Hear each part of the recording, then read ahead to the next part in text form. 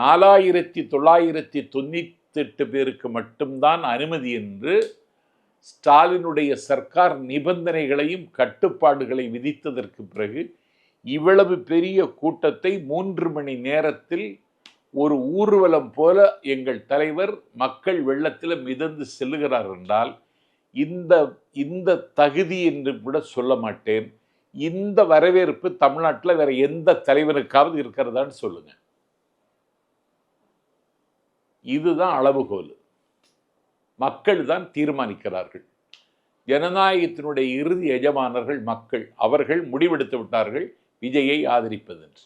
திமுக மற்ற கட்சியிலிருந்து வராங்க அப்படின்னா அரவணைக்க தானே சார் செய்யுது. இதுதானே ஒரு சமூக நீதிக்கான எடுத்துக்காட்டு. மற்ற கட்சிகளுக்கு போறது தப்பு அப்படின்னு நினைக்கிறீங்களா சார்?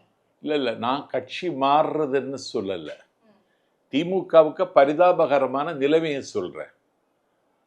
கொள்கையை சொல்லி சாதனையை சொல்லி அந்த கட்சியினுடைய வரலாற்றை சொல்லி பொதுமக்களை ஈர்க்க வேண்டிய திரட்ட வேண்டிய கடமையிலிருந்து எவனையாவது விலைக்கு வாங்கி அவனை தகவமைத்து கொண்டு இன்றைக்கு ஒரு கட்சி நடத்த வேண்டிய இக்கட்டான நிலைமைக்கு திமுக வந்திருக்கிறது என்பதற்கு இதெல்லாம் சாட்சி.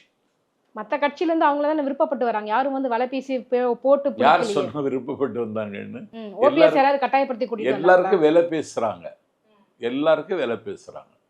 திமுக விஜய் எதிர்கொள்ள முடியாமல் திணறுகிறது அப்படிங்கிறது கண்டிப்பாக. இல்லைன்னா 26 கட்சி கூட்டணி எதுக்கு? 26 கட்சி கூட்டணி எதுக்குன்னு கேட்குறேன். 5 வருடம் அதிகாரத்திலிருந்து ஆட்சி புரிந்து விட்டு அடுத்த பொது தேர்தல் வருகிற பொழுது 234 தொகுதியிலும் தனித்து நிற்பேன் என்று அறிவித்து விட்டு வேட்பாளர்களை களமிறக்கி வெற்றி பெற்ற வரலாறு ஜெயலலிதாவின் வரலாறு. உனக்கு இருக்கா அந்த துணிச்சல்?